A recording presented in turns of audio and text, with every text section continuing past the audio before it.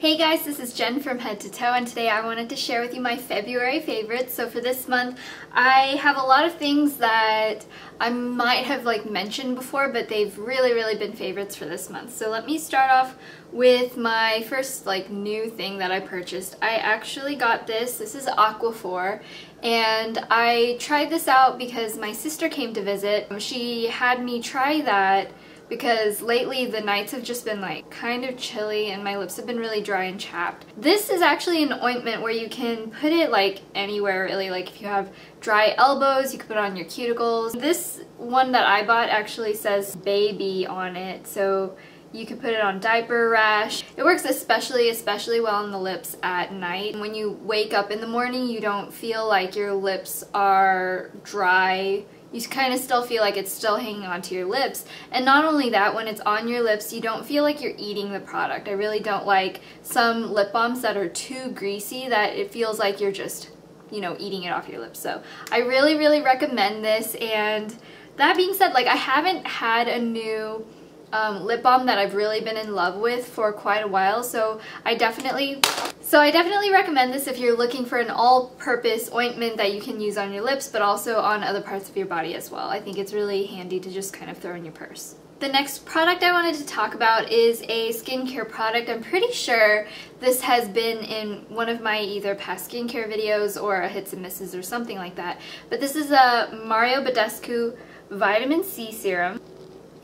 So it comes in a dropper like this, and then it just has some yellowish liquid. I've been using this at night because a few months ago I had some really bad cystic breakouts. I know this is probably TMI, but I was on a birth control that really was not working with my body chemistry, and I just really broke out a lot. After I went off of that, my skin did clear up really immediately, but I have quite a lot of hyperpigmentation and scarring from that. So I've been using this to try to lighten up the scars, and I think it's been working pretty well. I think a lot of brightening products, they say they're supposed to help lighten scars and things like that, but mostly I don't see a big difference. But this, I feel like it does brighten up my overall complexion and helps the scars to fade just a little bit faster, so I do recommend this. Another product I've been loving is, I don't know if it's just me, I think maybe it's just me, but I've been really into the gradient lip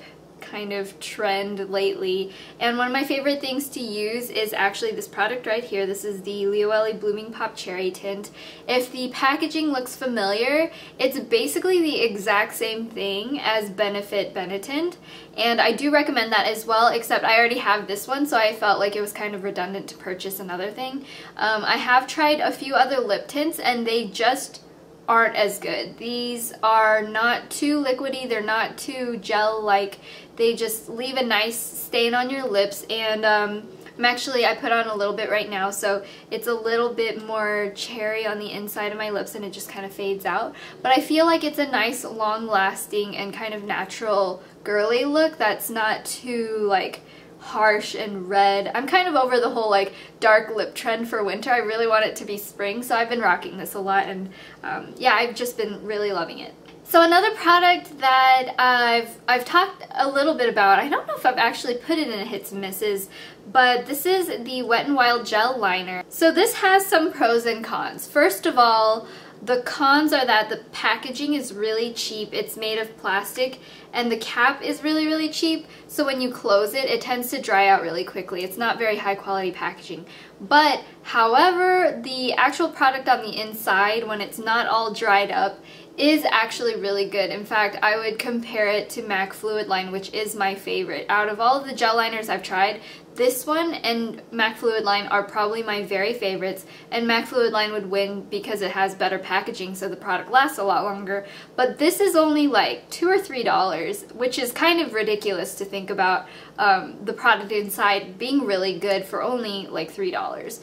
So instead of buying MAC Fluid Line, if you're on a tight budget, I would recommend this. Just know that it won't last as long, because if you can see on mine, the black circle around the edge is actually the product drying up and pulling into the center. However, when I take my eyeliner brush and just you know, use the product that's on the center a little bit under the top layer. It seems to work just fine that way. So I'm wearing that also today as well, and I also did a tutorial using this very product for the perfect winged eyeliner, so if you haven't seen that, you can check that out right here. So the brushes I've been using the most this month are actually from Sigma, and they are the Mr. Bunny synthetic brush set. And I have to say, like, I don't think this is my very favorite brush set in the whole wide world, just because I tend to prefer natural bristles over synthetic fibers.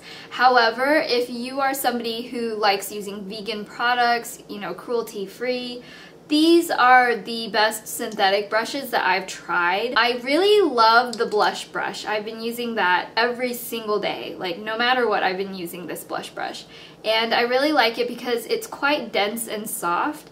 And I find that when I'm trying to do really precise blush application and I want it to go exactly where I put it, this is a really great brush compared to, well, this is dirty, but this is the other brush that I have, and I've used it down a lot. It's really frayed quite a lot, but this one keeps its shape a little bit better. Plus, I also really like this flat brush, and then this one I really like.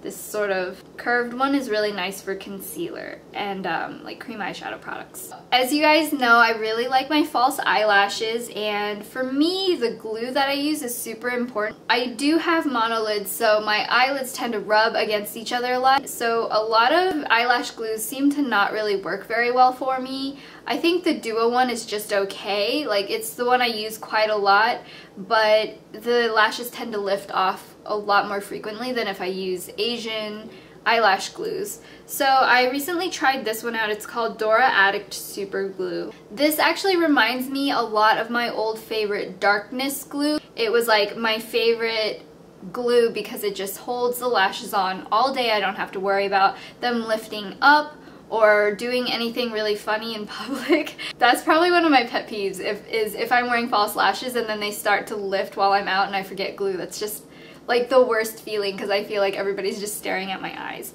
But I like this just as well. This is the same kind of formula where it's a little bit like bluish tinted, and then it dries clear, and I feel like it's a little bit more tacky than other glues. It just holds really well.